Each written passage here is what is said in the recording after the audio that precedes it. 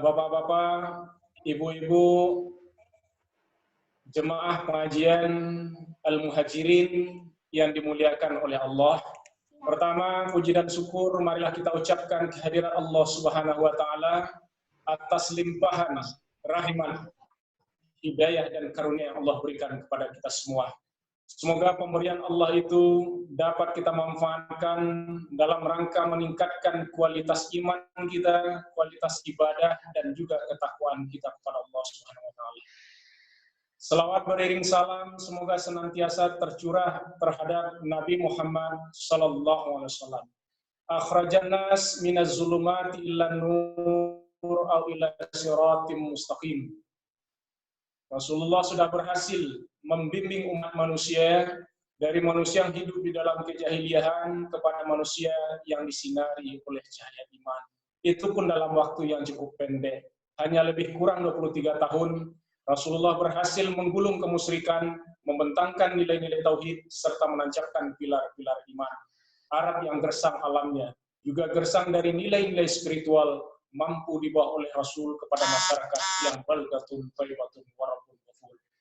Hadirin yang dimuliakan oleh Allah, alhamdulillah pada malam hari ini kita sudah berada pada malam yang ke-30 untuk puasa tahun ini. Di penghujung malam ini tema kita adalah mengukur kualitas puasa kita. Jadi mengukur kualitas ibadah puasa kita selama 1 bulan. Kenapa demikian? Apakah puasa yang kita lakukan selama 1 bulan sudah sesuai dengan tujuan kita berpuasa, yaitu la'allakum tattaqun, atau puasa yang kita lakukan selama 1 bulan? Apa itu puasa badannya? Yaitu hanya sekedar menahan haus dan lapar, menahan hal-hal yang membatalkan puasa secara fikih, tetapi tidak ada perubahan diri untuk lebih baik. Nah, atau memang puasa kita sudah meningkat kepada puasa nafsaniyah, bukan saja sekedar menahan haus dan lapar, tetapi kita sudah mampu meninggalkan perbuatan-perbuatan yang tercela, perkataan-perkataan yang tercela, atau perbuatan-perbuatan yang bertentangan dengan nilai-nilai akhlak di dalam agama dan juga nilai-nilai syariat. Atau puasa kita sudah meningkat kepada jenjang puasa ruhani. Apa itu jenjang puasa ruhani? Yaitu leburnya keakuan manusia ke dalam keagungan dan kebesaran Allah. Kalau kita lihat di dalam Al-Baqarah ayat 183, ada kalimat sisipan yang disisipkan oleh Allah. Apa kalimat sisipan itu? Kama kutiba 'alal ladzina min qablikum. Ini merupakan kalimat sisipan. Jadi ketika Allah berfirman di dalam Al-Quran, ya ayyuhalladzina amanu kutiba 'alaikumusiyam, kemudian ada kalimat sisipan, kama kutiba 'alal ladzina min qablikum. Sebagaimana juga yang telah diwajibkan bagi umat-umat sebelum kamu.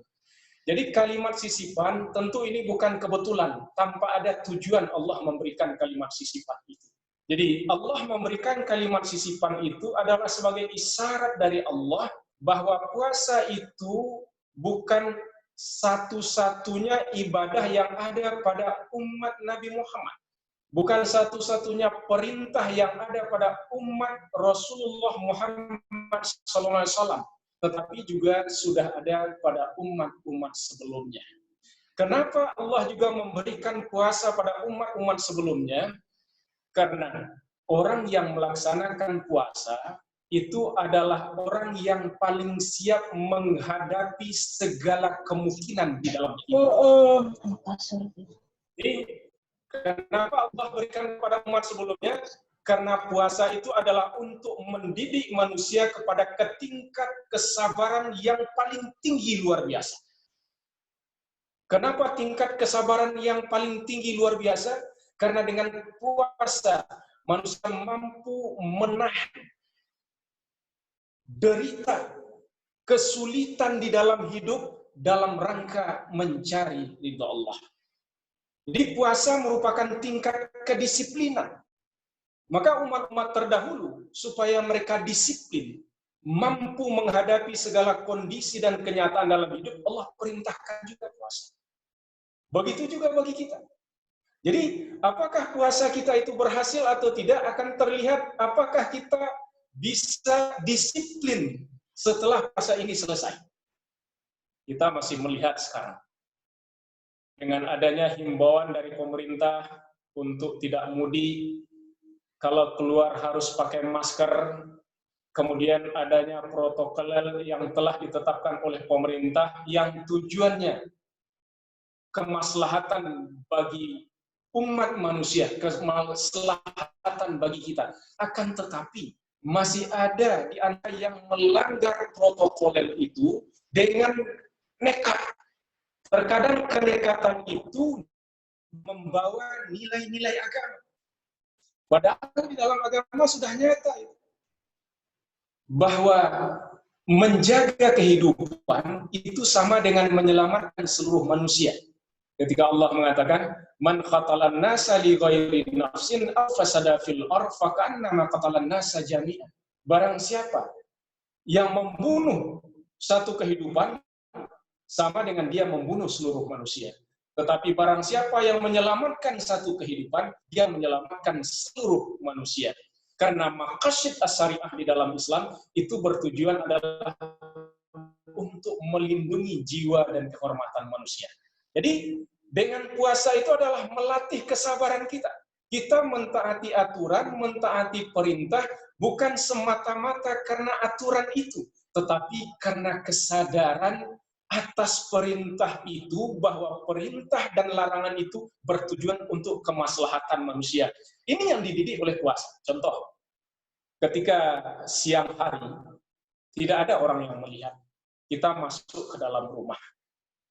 Ada makanan yang enak, ada minuman yang enak. Katanya orang puasa itu lewat di jalan atau di ring road atau di Sedayu gitu kan. Siang-siang jam 1 lihat bensin campur, itu katanya kayak es campur rasanya.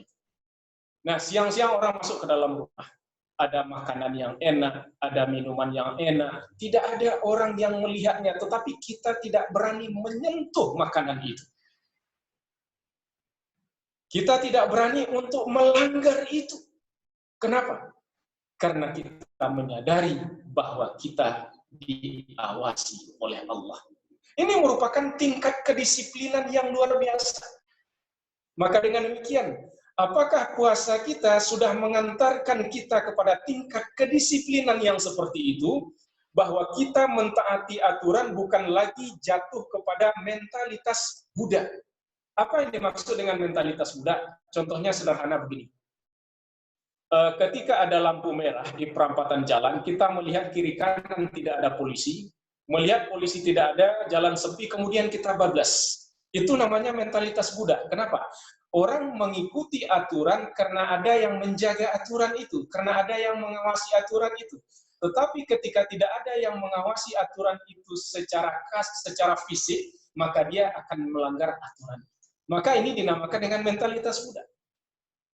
Nah, apa yang dimaksud dengan mentalitas orang beriman dan berdisiplin tinggi? Ketika seseorang berhenti di lampu merah, ada dan tidak ada polisi, dia tetap akan berhenti. Bahkan andai kata tidak ada aturan pun, dia tetap berhenti. Kenapa? Karena aturan bagi dia merupakan kebutuhan. Untuk apa? Untuk keselamatan jiwanya dan juga kenyamanan orang lain. Ini orang beriman. Jadi aturan itu bukan membuat dia terbelenggu oleh aturan. Tetapi aturan itu adalah kebutuhan bagi dia untuk apa? Untuk menjaga keselamatan jiwanya dan juga menjaga keselamatan orang lain. Maka dengan ini, Allah memerintahkan puasa itu dalam kalimat sisipan. Allah merintahkan juga pada umat-umat terdahulu supaya apa? Supaya manusia bisa berdisiplin di dalam mentaati aturan. Baik aturan yang datang dari Allah dan Rasul-Nya, maupun aturan yang disepakati oleh manusia untuk kemaslahatan dan kebaikan manusia. Contohnya aturan protokoler kesehatan yang ditetapkan oleh pemerintah masa wabah COVID-19. Jadi orang berpuasa itu terlatih untuk itu. Nah, kenapa? Karena nilai ibadah puasa itu bukan ditentukan sejauh mana kita mampu menahan haus dan lapar. Persoalan haus dan lapar itu bukan persoalan yang berat. Anak kita SD kelas 1, kita kasih reward. Nah, no. Kalau puasamu lengkap 1 bulan, bapak tukoke sepatu anyar atau pit anyar, pasti dia kuat. Kenapa? Karena ada reward. Maka dengan demikian, nilai ibadah puasa itu bukan terletak sejauh mana kita mampu menahan haus dan lapar. Atau semakin haus seseorang, semakin lapar dia, semakin kering bibirnya, semakin tergontai-gontai jalannya, semakin tinggi nilainya di sisi Allah. Bukan terletak pada persoalan fisik. Memang secara fisik, menahan haus dan lapar itu baik menurut kesehatan. Akan tetapi bukan hanya faktor kesehatan fisik saja yang diinginkan oleh ibadah puasa itu, tetapi juga kesehatan yang bersifat fisikis, kesehatan yang bersifat mental. Maka dengan demikian, kualitas ibadah puasa itu akan tercermin nanti sejauh mana kita mampu mengendalikan diri. Pengendalian diri inilah hakikat ibadah puasa. Karena puasa itu hakikatnya adalah memakai pakaian kematian yang membelenggu jiwa manusia untuk terikat dengan dunia. Sehingga manusia terbelenggu oleh kecintaan terhadap dunia. Padahal Allah di dalam hadis qudsi sudah mengatakan, "Ya dunya ukhdu mimman khaddamani wastakhdi mimman khaddamaki." Wahai dunia, kata Allah,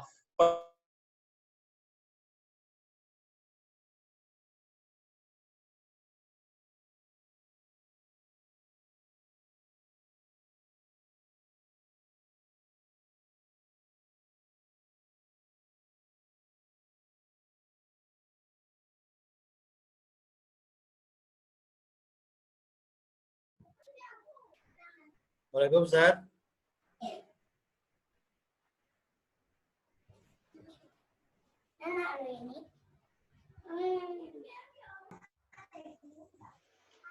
Baiklah. Jadi pengendalian inilah sebetulnya dosa primordial yang pertama dilakukan oleh manusia, yaitu Adam. Ketika Allah berkata di dalam Al-Quran, "A'udzubillahi minasyaitonir rajim, ya Adam uskun anta wa zawjukal jannah wa kula minha ragadan haitsu syi'tuma wa la taqrabu hadhihi syajarah." Wahai Adam, kamu dan istrimu silakan hidup bebas di surga ini, makan apa saja yang kamu suka. Tapi apa kata Allah? Jangan kamu dekati pohon. Ketika itu didekati, manusia berpotensi untuk muncul secara tidak termohon. Maka untuk itu Allah berikan ibadah puasa supaya apa? Kita terkendali. Kenapa? Karena manusia kalau tidak terkendali, dia bisa lebih berbahaya dari makhluk yang berbahaya, bahkan bisa lebih kejam dari makhluk yang lebih kejam. Contoh, harimau kejam, serigala kejam. Tetapi serigala kalau masuk ke dalam perkampungan, memakan sapi atau kambing, begitu juga harimau, setelah perutnya kenyang, dia akan kembali ke hutan. Tapi manusia kalau masuk ke dalam kandang kambing atau kandang sapi, tidak cukup 1 ekor oleh manusia. Bahkan kandang-kandangnya habis oleh manusia. Contoh lain.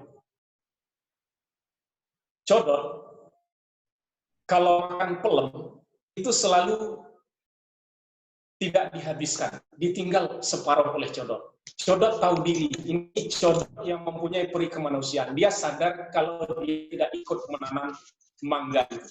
Tapi manusia kalau makan mangga, tidak cukup 1 biji, bahkan dengan pohon-pohonnya habis oleh manusia. Maka Allah mengatakan, orang-orang yang ghaflah itu, yang lalai itu, ulaika kal an'am bal hum adall. Mereka sama dengan binatang ternak, bahkan lebih hina. Kenapa? Karena ghaflah terhadap potensi penglihatan, pendengaran, dan hati, sehingga dia tidak terkendali oleh itu. Begitu juga kita lihat. Makhluk Allah yang paling hina, yaitu as-sayatin, setan. di dalam membujuk manusia, di dalam menggelincirkan manusia, itu tidak pernah memaksakan kehendak kepada manusia. Tetapi setan itu selalu memakai tipu daya. Kita tidak pernah mendengar pasukan iblis itu mengancam manusia.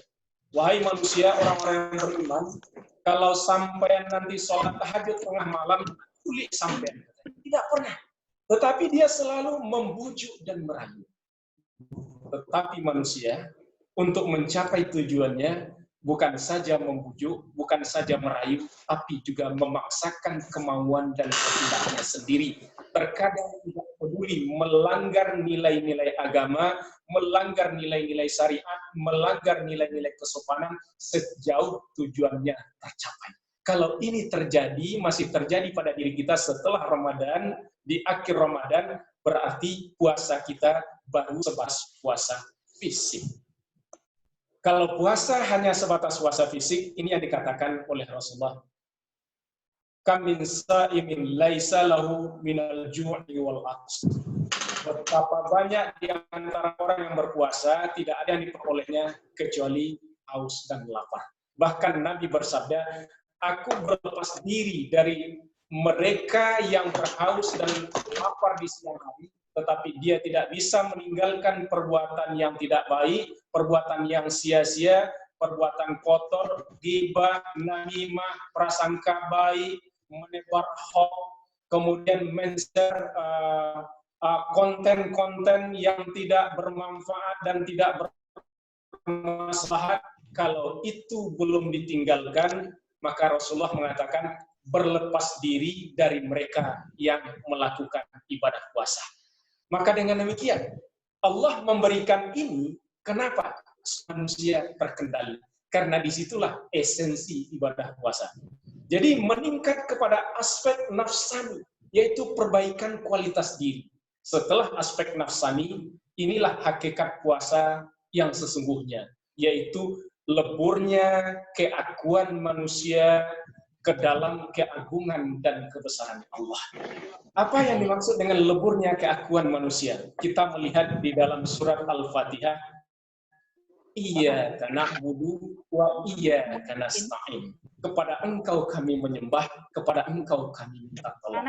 Pada kesadaran na'budu masih ada keakuan kita. Kita mengatakan, saya yang berpuasa, saya yang bersedekah, saya yang berzakat, saya yang berinfak, saya yang mengelola itu, saya yang membangun itu, saya yang menjadikan itu. Di sini masih ada nilai keakuan, masih ada pengakuan diri. Bahkan pengakuan diri ini ada pengakuan terkadang sampai kepada kesadaran saya berhak terhadap surganya Allah karena saya sudah taat kepada Allah. Maka di sini ada tingkat keakuan manusia. Maka pada tingkat keakuan ini, tingkat na'budu ini, manusia meningkat kepada tingkat nasta'in. Pada tingkat nasta'in, tidak ada saya yang berbuat baik, kecuali Allah yang memberikan isti'anah kepada saya. Saya tidak bisa berinfak, saya tidak bisa berzakat, saya tidak bisa sholat malam, saya tidak bisa membaca Al-Quran, saya tidak bisa tadarus, saya tidak bisa puasa, kecuali Allah memberikan isti'anah kepada saya. Kecuali Allah memberikan petunjuk dan kekuatan kepada saya. Maka kesadaran inilah yang dinamakan dengan pada tingkat ruhani. Kenapa? Karena pada tingkat puasa yang bersifat nafsani, itu masih ada keakuan. Pada taraf keakuan ini merupakan peluang bagi setan untuk menggelincirkan manusia dari jalan Allah. Jadi orang-orang yang beriman digelincirkan oleh setan dari jalan Allah itu dengan cara-cara yang sangat indah. Tetapi kalau orang yang imannya agak kurang, contohnya mau sholat malam, kata setan, wis, bojo, rosah, dingin ini, sesok kamu nyambut gawe. Gitu kan. Mau baca Al-Quran, kata setan, sesok wae, mengko wae. Gitu kan. Tetapi bagi orang-orang yang beriman, yang ahli ibadah, ahli tadarus, ahli tahajud, suatu hari contohnya, dia pulang dari luar kota, sampai di rumah, itu sudah jam 1 malam. Padahal biasanya jam 2 dia sudah bangun, paling telat 2:30 untuk tahajud. Akhirnya jam 1 malam, sampai di rumah, mandi, kemudian tidur. Jam 2:30 itu digugah oleh setan itu. Apa kata setan? Pak De, Bude, tani, kata setan kan. Astagfirullah, 2:30. Oh iya ya, saya harus tahajud. Begitu selesai wudhu tahajud, Allahu Akbar. Ketika mendekat orang ini orang beriman. Tetapi begitu selesai salam, di sini setan berkata, sampai memang hebat Pak De. Pulang dari luar kota, capek, tengah malam pulangnya, masih sempat untuk tahajud. Enggak ada orang di Sedayu seperti sampean, katanya. Enggak ada orang di Jogja ini seperti sampean, capek-capek dari luar kota masih bisa untuk tahajud. Luar biasa sampean. Inilah kemusyrikan yang tersembunyi. Muncul sifat dia. Oh iya ya, saya ini hebat ya. Saya ini luar biasa ya. Nah, ketika kita mengaku kita hebat, kita luar biasa, berarti kesadaran yang dibentuk melalui puasa belum mengantarkan kita kepada taraf puasa rohani. Karena masih ada keakuan di situ. Begitu juga ketika kita berusaha. Baik berusaha dalam bisnis, dalam bidang apapun, orang yang tidak sampai kepada kesadaran ruhani, puasa rohani, dia akan mengatakan, kalau dia berhasil, dia akan mengatakan, ini karena usaha saya, ini karena kerja keras saya, ini tidak bisa mungkin seperti ini kalau saya tidak berusaha dan tidak bekerja keras. Tetapi kalau dia gagal, dia kambing hitamkan Allah. Apa katanya? Wah, kegagalan ini sudah takdir ini. Kalau dia gagal, dikambing hitamkan Allah, tetapi kalau dia berhasil, lupa dia kepada Allah. Maka orang-orang seperti ini, kalau dia gagal, dia mengatakan, ya Allah, kenapa harus saya menerima derita ini? Ya Allah, kenapa harus saya menerima cobaan ini? Ya Allah, kenapa harus saya menerima semua musibah ini? Ya Allah. Dia akan berkata demikian. Tetapi kalau dia ditimpa oleh nikmat, dia tidak pernah berkata, ya Allah, kenapa harus saya menerima semua nikmat ini? Ya Allah. Kenapa harus saya menerima semua karunia ini? Ya Allah. Apakah saya pantas untuk ini? Ya Allah. Apakah tidak ada hambamu yang lebih pantas untuk menerima ini selain aku? Ya Allah. Jadi dia akan mengukur dirinya. Kawan, tinggal 5 menit aja, Zat. 5 menit. Oh iya, 5 menit ya. Jadi itu yang dinamakan dengan kesadaran rohani. Kesadaran rohani akan mendidik kita bahwa apapun yang kita lakukan, termasuk itu kebaikan, kita tidak mampu melakukan kebaikan itu kecuali atas isti'anah, atas pertolongan yang datang dari Allah. Hadirin yang dimuliakan oleh Allah. Maka untuk itu, di penghujung Ramadan ini, kita mengintrospeksi diri kita. Sudahkah kita mampu meningkat ke jenjang puasa rohani? Sudahkah segala peristiwa yang terjadi di dalam diri kita, baik peristiwa itu berbentuk kebaikan, peristiwa itu berbentuk musibah, kita berkata, semua yang terjadi ini tidak ada yang sia-sia kecuali atas kehendak dan ketetapan yang datang dari Allah. Ini orang yang sampai kepada tingkat puasa rohani. Maka pada tingkat puasa rohani, ibadah yang ia lakukan bukan lagi transaksi untuk membeli surga, tetapi manifestasi dari rasa cinta dan rindu kepada Allah. Ketika Ramadan ini berakhir, dia rindu untuk dengan Ramadan lagi, karena Ramadan masih lama. Maka dia menemukan puasa itu melalui puasa sunat, 6 hari di bulan Syawal, kemudian Senin Kamis, ada yang puasa Daud. Kenapa? Karena kerinduan dia terhadap suasana Ramadan tersebut. Begitu juga contohnya, sholat kalau orang sudah dibakar oleh rasa manifestasi kerinduan kepada Allah, subuh berlalu, dia rindu untuk bertemu dengan waktu zuhur. Zuhur berlalu, dia merindukan waktu asar. Asar berlalu, rindu untuk bertemu dengan maghrib. Maghrib berlalu, dia rindu untuk bertemu dengan isya. Isya berlalu, dia rindu untuk bertemu dengan subuh. Karena subuh terlalu lama, di tengah malam dia bangun. Ya Allah, hamba tidak kuat memendung rasa cinta dan rindu ini kepada Engkau, ya Allah. Di tengah-tengah hamba yang lain tertidur, ya Allah. Izinkan hamba untuk bermunajat di dalam tahajud hamba, ya Allah. Di dalam rukuk sujud hamba kepada Engkau, ya Allah. Ini orang beribadah bukan lagi sekedar transaksi untuk membeli surga dan neraka. Orang beribadah bukan karena kemampuan dirinya, karena isti'anah dari Allah yang terbentuk melalui ibadah puasa yang sampai kepada tingkat puasa rohani. Hadirin yang dimuliakan oleh Allah, itu yang bisa kami sampaikan pada malam hari ini. Kalau ada kuis atau pertanyaan setelah ini, monggo. Billahi taufiq wal hidayah, billahi ridho wal hinayah. Assalamualaikum warahmatullahi wabarakatuh. Waalaikumsalam. Waalaikumsalam warahmatullahi